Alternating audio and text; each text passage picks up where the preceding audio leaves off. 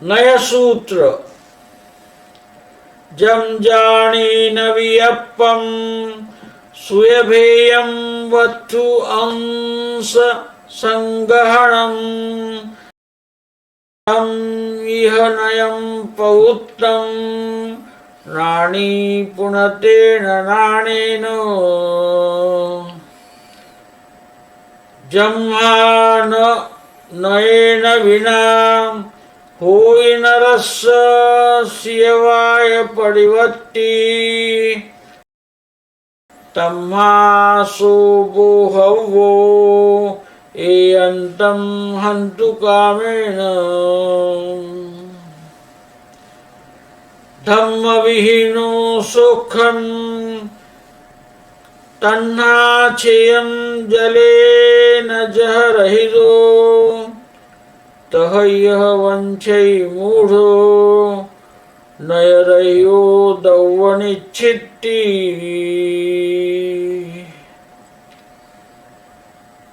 तिथयर्वयण संगः विशेष पत्थार मूलवागरणी दौवठ्यो यपज्यवर्णो यशेषा व्यपासिं दौवठ्यवत्तवम् अवत्थु नियमेन पज्यवनयस्य तह पज्यवत्थु अवत्थुमेव दौवठ्यनयस्य उपज्यन्ति व्यन्ति भावा नियमेन पज्यवनयस्य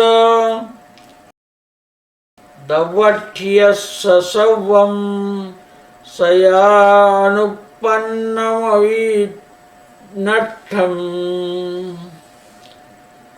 दौवठ्येन सवं दौवं तं पज्ययठ्येन पुनो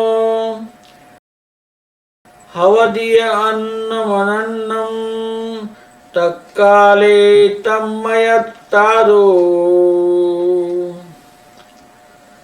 पज्यय गौणं किच्चा दौवं पियजोहुगिन्नहि लोये सोदौवथ्य भणियो विवरियो पज्यठिनवो निगम संग्रह व्यवहार उज्जसूये चेव होई बोधवा सद्येय समभिरूढे एवं भूयेय मूलनया पढ़मतिया दौवथी पज्जय गाहीयरजे भणिया ते चदुअत्थ पहाड़ा सद्द पहाड़ा हुतिन्निया नेगाइम माणाइम सामन्नो भय विशेषणानाहं जं तेहिं विनयितो निगमो नवो निगमाणोत्ति निवृत्तदौवकिरिया वट्टन काले दुजं समाचरणं तंभूयणमणयं जहज्जदिनं निवो वीरो पारद्धाजा किरिया पयन विहाणादि कहैजो सिद्धं लोये पुच्छमाणे तं भण्णैवट्टमाननयम्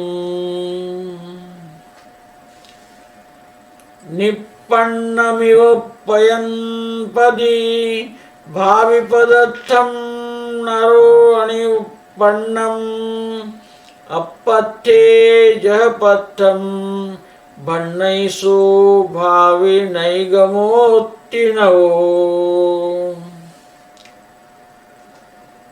अवरोप्य परम विरोहे सव्वम अत्थिति शुद्ध संगहणे होइतमे वाशुद्धम इगजाई विशेष गहनेन जम संगहेन गहियम भेय्यर्थम अशुद्धम शुद्धम वा सो व्यवहारो दुविहो अशुद्ध शुद्धत्व भेय करो।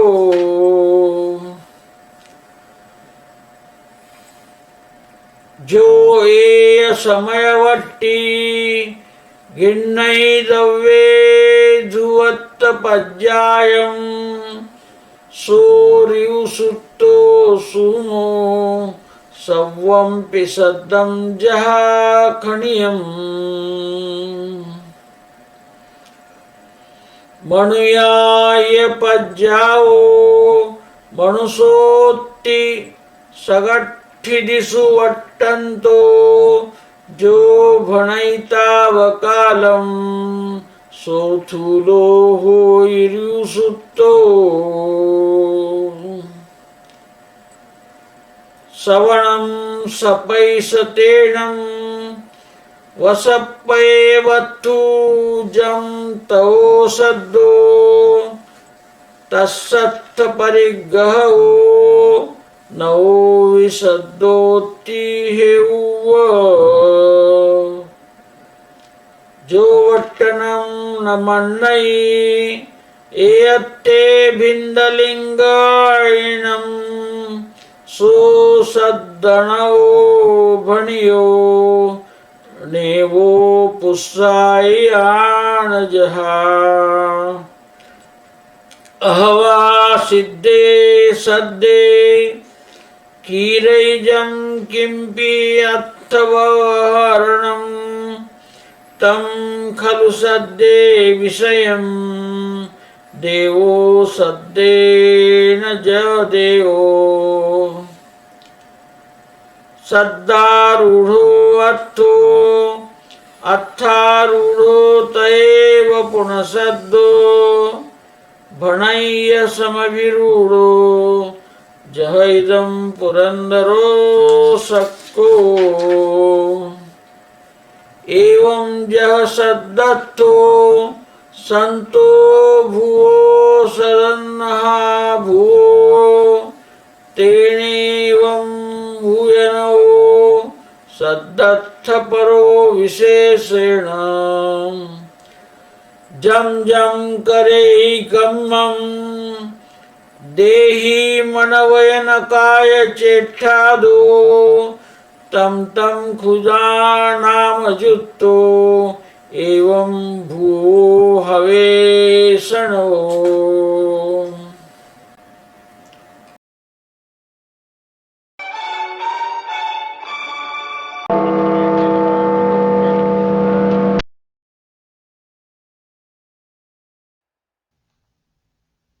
Samana Suttam,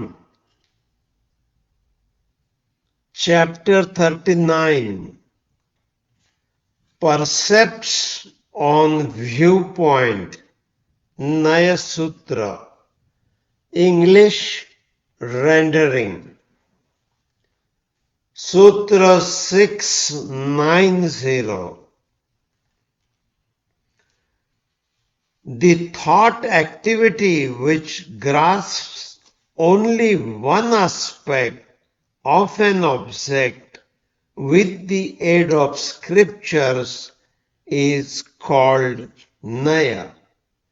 He who possesses such knowledge is wise.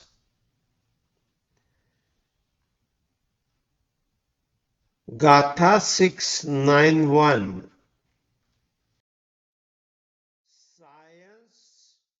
Since without a knowledge of Naya, a man cannot have a knowledge of Sadvada, that is the doctrine of conditional statement. A knowledge of Naya can be had by one who is desirous of destroying all the extremes. Gatha 692. Just as an irreligious person desires to attain bliss without practicing religion, or a thirsty person desires to quench his thirst without using water, similarly the fool desires to determine the nature of a substance without taking recourse to Naya. Gatha 693. The entire body of the teaching of Tirthankara, taken in its entirety and taken in its particular details, is to be explained with the help of two basic standpoints, that is the Naya, that is the substantial point of view, Dravyarthik Naya, and the modificational point of view, Paryayarthik Naya. The rest of them are the offshoot of these two. Gatha 694. What is said from the substantial viewpoint appears as a rule unreal from the model viewpoint of view. Similarly, what is said from the model viewpoint appears unreal from the substantial viewpoint. Gatha 695.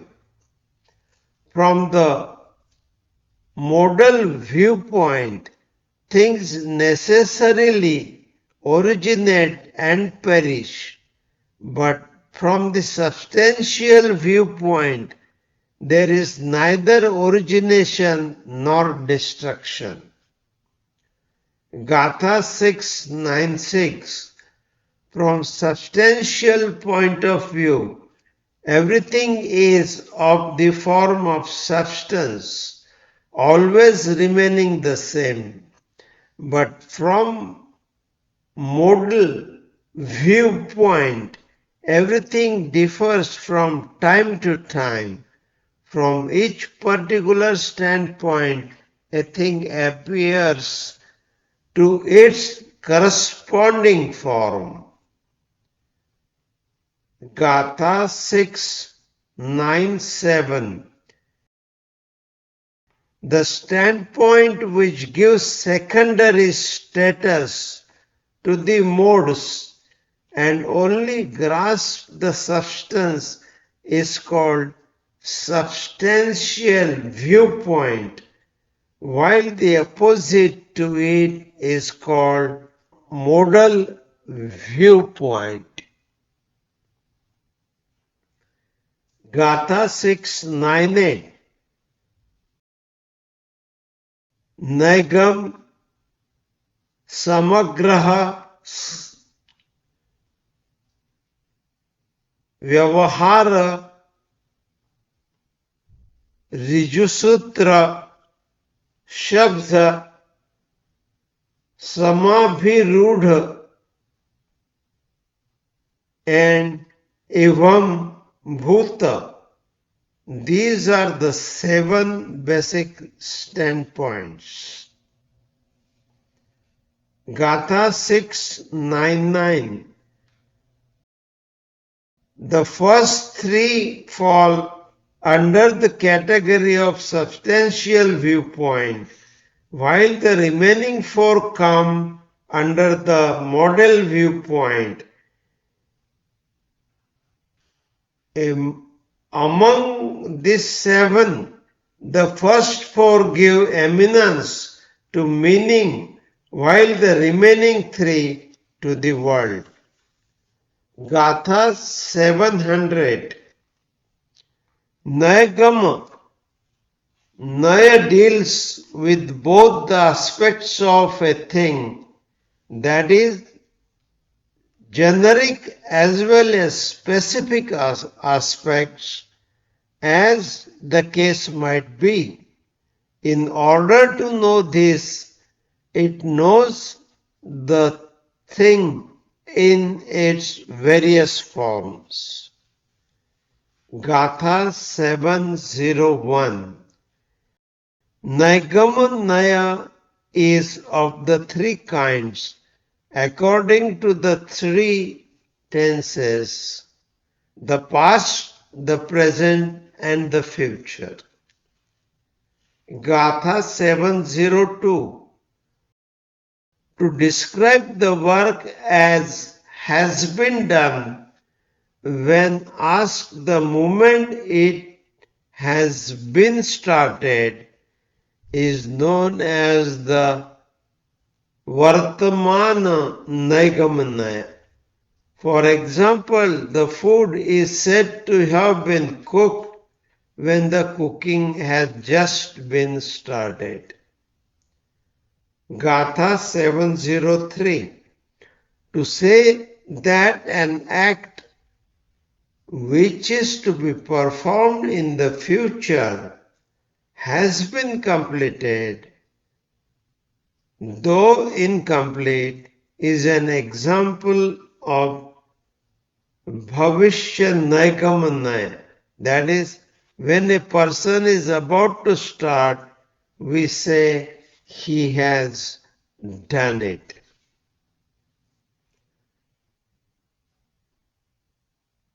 Gatha 704.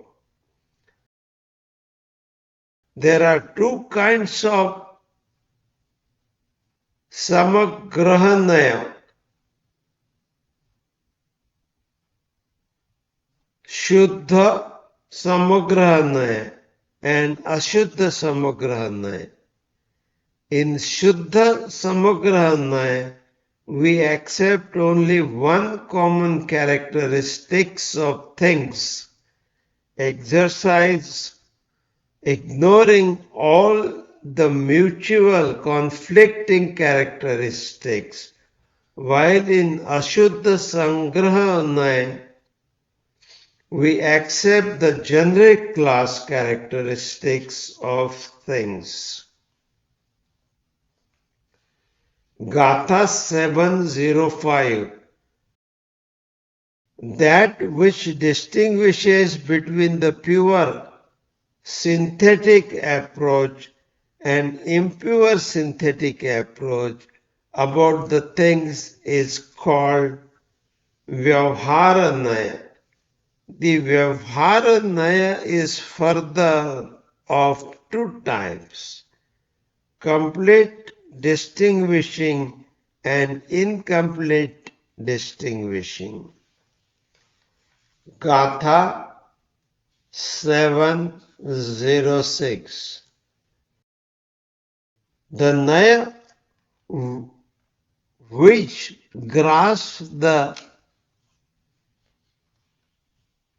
evanescent mode of an eternal substance is called Rujusutra Naya. For example, to say that all the sound is momentary. Gatha 707. On the other hand, that Naya which attributes a mode like manness, etc., to a being throughout the course of that period during which this being continues to exhibit that mode is the subtype or Rujusutranaya called Sthula Rujusutranaya. Gatha 708. Sapna, that is calling, is a word, or that which calls is a word, or through which an object is referred to is also a word. It is called Shabdhanaya because it grasps the meaning of the word. Gatha 709. The Naya that differentiates the meaning of the words according to their use as gender, etc., is in a sentence is called Shabdanaya. For example, the word Pushya denotes a particular nakshatra, while the word Pushya denotes a particular tarika. Gatha 710. The Naya which grasps the meaning of the word according to its etymology is called Shabdanaya. For example, the word Deva generally means God. Sutra 711. Every word is followed by a specific meaning and vice versa. The different synonymous words have their respective connotations even if the same object is referred to by them. For example, the word Indra, Purandar, and Shakra connote the same object, yet they have their respective meaning too. This is known as the Shabdabhirudhanaya. Gatha 712. A word only applies to an object in case it behaves in the manner suggested by the etymological meaning of the word, denoting it, and not in case it does not behave in that manner. This is what is maintained by the Naya, called Evam Bhutanaya. Hence, this particular Naya clings to the particular meaning of the word. Sutra 713. Whatever an act a person is now performing through the instrumentality of his mind, speech, or body, a name corresponding to that act is to be applied to this person. This is what is maintained by the Naya called Evam Bhuta Naya. That is, a person is called teacher only while he is teaching.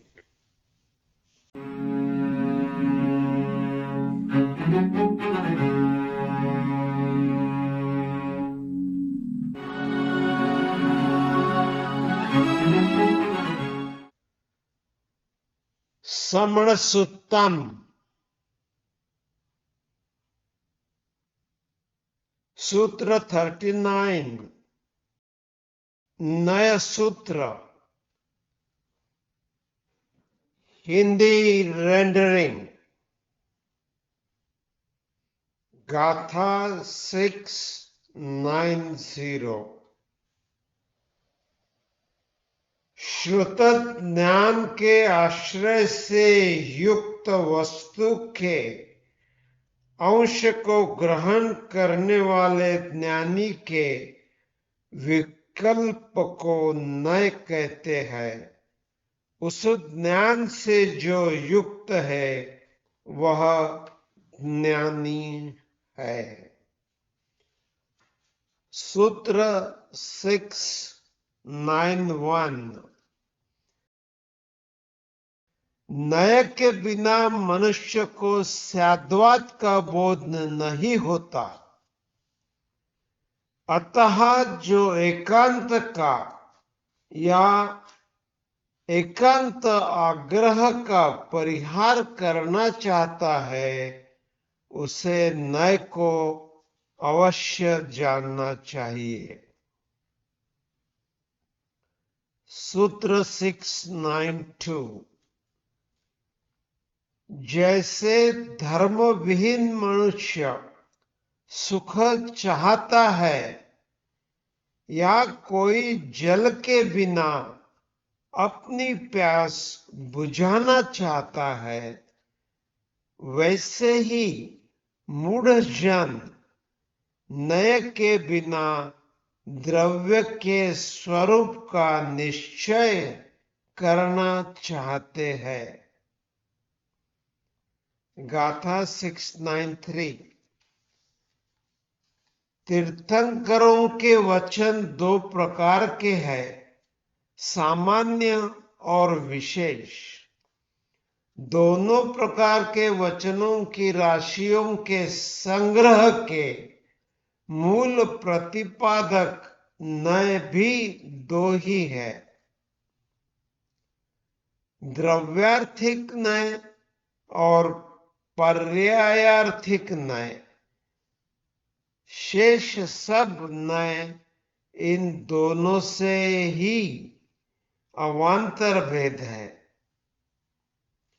द्रव्यार्थिक नय वस्तु के सामान्य अंश का प्रतिपादक है और पर्यायार्थिक नय विशेषांक का।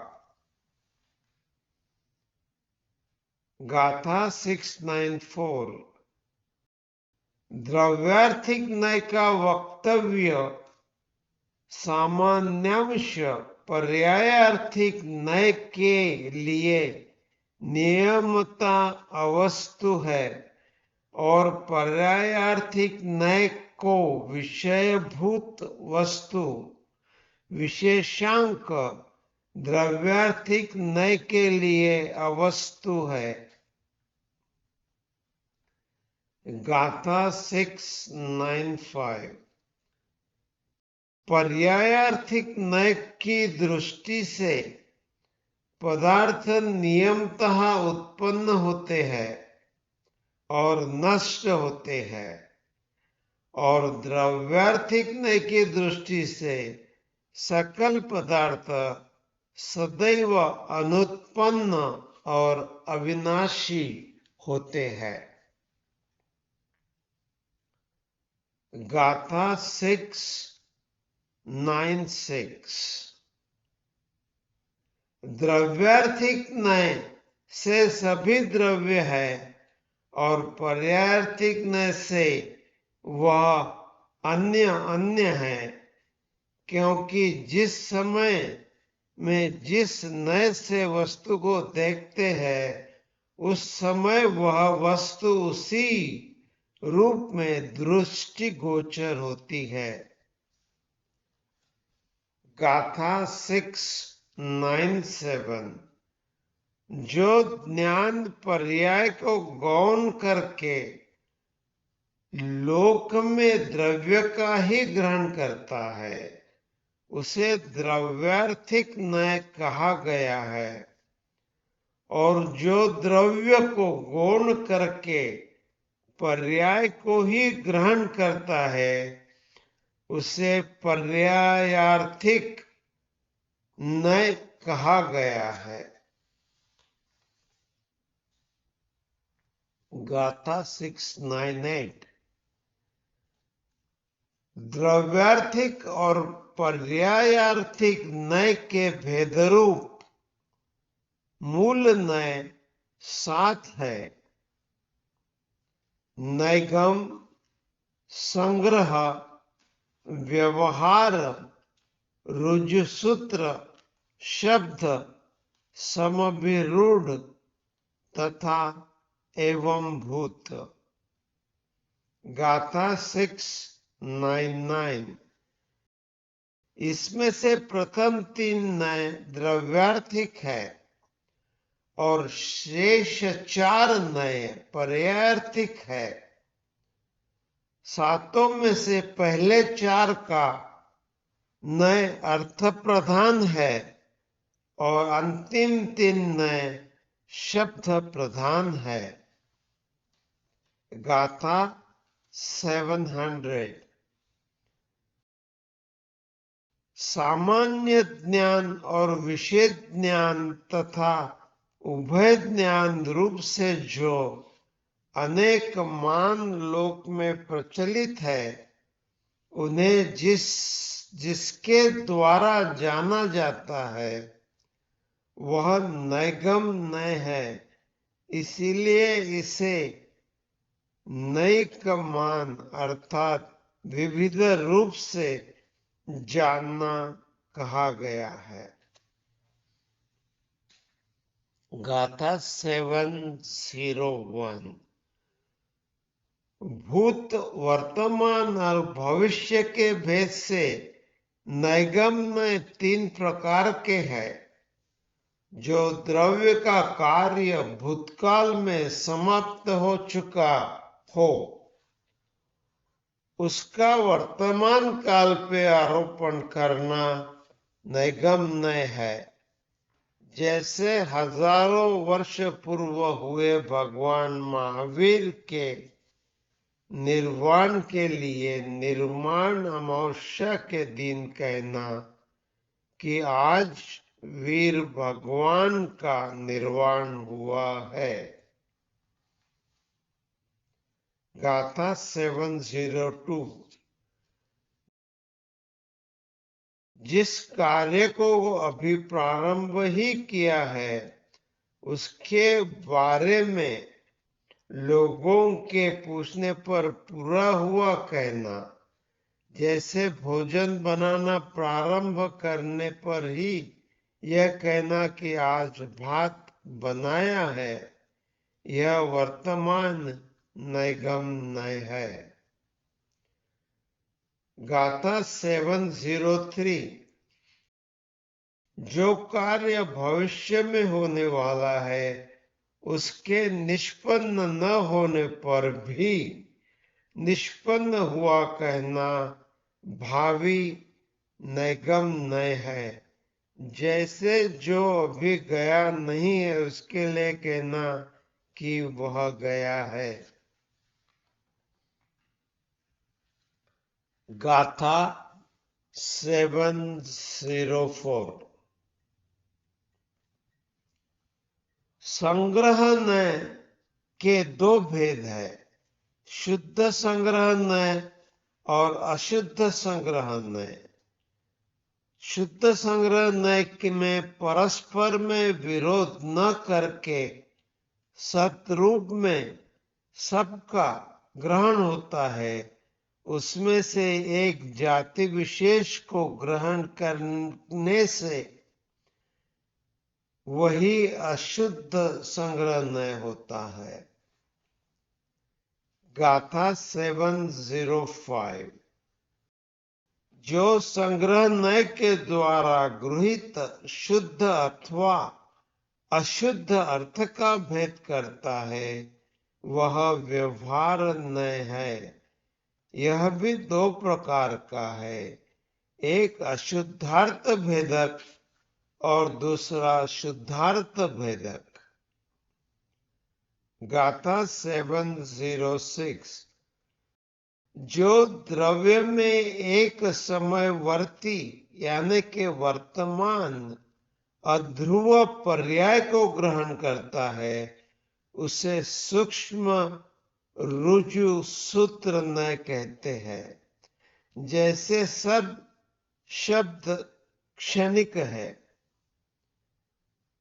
गाथा 707।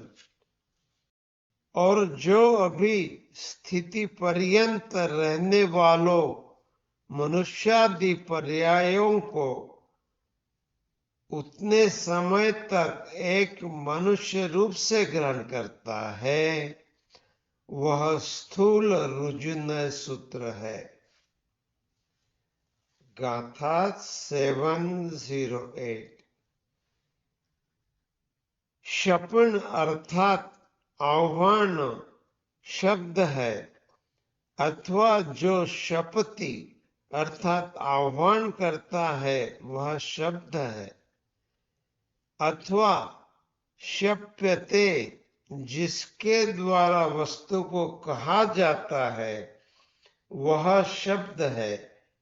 उस शब्द का वाच्य जो अर्थ है उसको ग्रहण करने से नए को भी शब्द कहा गया है। गाथा 709। जो एकार्थवाची शब्दों में लिंग आदि के भेदों से अर्थभेद मानता है उसे शब्द ने कहा गया है। जैसे पुष्य शब्द पुल्लिंग में नक्षत्र का वाचक है और पुष्य स्त्रीलिंग तारिका का बोध कराती है। गाथा 710।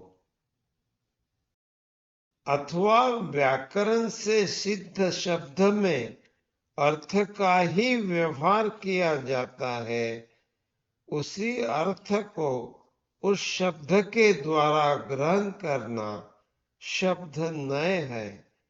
जैसे देव शब्द के द्वारा उसका सुग्रहित अर्थ देव अर्थात सुर ही ग्रहण करना है। सूत्र 711। जिस प्रकार प्रत्येक पदार्थ अपने वाचक अर्थ में आरूढ़ है उसी प्रकार प्रत्येक शब्द भी अपने अपने अर्थ में आरूढ़ है। अर्थात शब्द भेद के साथ अर्थभेद होता ही है। जैसे इंद्र पुरंदर और शक्र तीनों शब्द देवों के राजा के बोधक है तथापि इंद्र शब्द में उसके ऐश्वर्य का बोध होता है। पुरंदर से अपने शत्रु के पुरों का नाश करने वालों का बोध होता है। इस प्रकार शब्द भेद अनुसार अर्थ करने वाला समभिरूढ़ नय है वह यह शब्द को अर्थारूढ़ और अर्थ को शब्दारूढ़ कहता है। गाथा 712।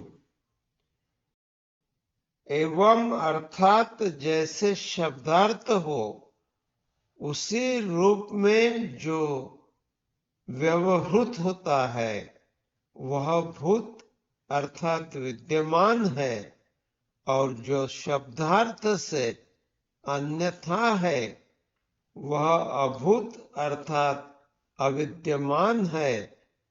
जो ऐसा मानता है वह एवं भूत न है। इसीलिए शब्द न और समभिरूढ़ नय की अपेक्षा एवं भूत नय विशेष रूप से शब्दार्थ तत्पर नय है। गाथा 713। जीव अपने मन वचन व काय की क्रिया द्वारा जो जो काम करता है उस प्रत्येक कर्म का बोधक अलग अलग शब्द है और उसी का उस समय प्रयोग करने वाला एवं भूत न है। जैसे मनुष्य को पूजा करते समय ही पुजारी और युद्ध करते समय ही योद्धा कहना।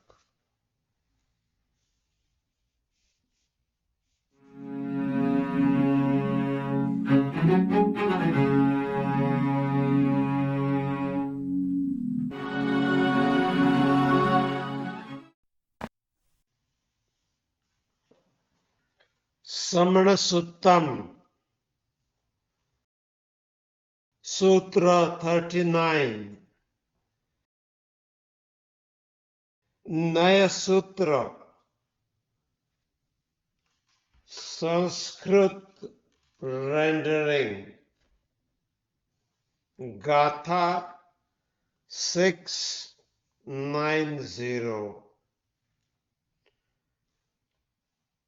यो ज्ञानिनां विकल्पः श्रुतभेदो वस्त्वस्य संग्रहणम् स इह नयः प्रयुक्तः ज्ञानी पुनस्तेन ज्ञानेन। गाथा 691। यस्मात् न नयेन विना भवति नरस्य स्याद्वाद प्रतिपत्तिः तस्मात् स बोद्धव्यः एकान्तं हन्तु कामेन। गाथा 692। धर्म विहीनः सौख्यं तृष्णाच्छेदं जलेन यथा रहितः तथेयवाच्छति मूढो नयरहितो द्रव्यनिश्चिति। गाथा 693। तीर्थंकर वचन संग्रह विशेष प्रस्तार मूल व्याकरणी द्रव्यार्थिकश्च पर्यावनयश्च शेषः विकल्पः एतेषाम्। गाथा 694। द्रव्यार्थिक वक्तव्यम् अवस्तु नियमेन पर्यवनयस्य तथा पर्यवस्तु अवस्तु एव द्रव्यार्थिक नयस्य। गाथा 659। उत्पद्यन्ते व्ययन्ति च भावा नियमेन पर्यवनयस्य द्रव्यार्थिकस्य सर्वं सदानुत्पन्नमि विनष्टम्। गाथा 696। द्रव्यार्थिकेन सर्वं द्रव्यं तत् पर्यायार्थिकेन पुनः भवन्ति चान्यद अनन्यत् तत्काले तन्मयत्वात्। गाथा 697। पर्ययं गौणं कृत्वा द्रव्यमपि च यो हि गृहाति लोके स द्रव्यार्थिको भणितो विपरीतः पर्यायार्थिकनयः। गाथा 698। नैगम संग्रह व्यवहार रुजुसूत्रश्च भवन्ति बोद्धव्य शब्दश्च समभिरूढः एव भूतश्च मूलनयः। गाथा 699। प्रथमत्रिका द्रव्यार्थिकः पर्यायग्राहिणश्चेतरे ये भणितः ते चत्वारोऽर्थप्रधानाः शब्दप्रधानाः हि त्रयो नयः। गाथा 700। नैकानि मानानि सामान्यो भयविशेषज्ञानानि यत्तैर्मिनोति ततो नैगमो नयो नैकमान इति। गाथा 701। निर्वृत्ता द्रव्यक्रिया वर्तेन काले तु यत् समाचरणम् स भूतनैगमनयो यथा अद्य दिनं निर्वृत्तो वीरः। गाथा 702। प्रारब्धाया क्रिया पचन विधानादि कथं यतीयः सिद्धाम् लोके च पृच्छयमाने स भण्यते वर्तमाननयः। गाथा 703। निष्पन्नमिव प्रज्वलति भावी पदार्थं नरो निष्पन्नम् अप्रस्थे यथा प्रस्थः भण्यते स भावी नैगम इति नयः। गाथा 704। परस्परम विरोधे सर्वमस्तिति शुद्ध संग्रहणम् भवति स एवा शुद्धः एक जाति विशेष ग्रहणेन।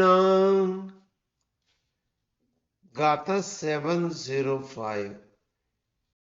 यह संग्रहेण गृहीतं विनत्ति अर्थ अशुद्धं शुद्धं वा स व्यवहारो द्विविधो शुद्ध शुद्धार्थ भेदकरः। गाथा 706।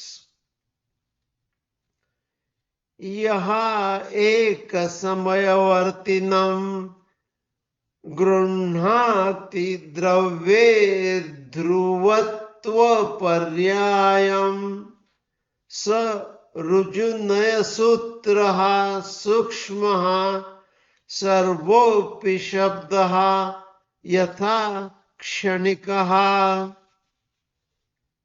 गाथा 707।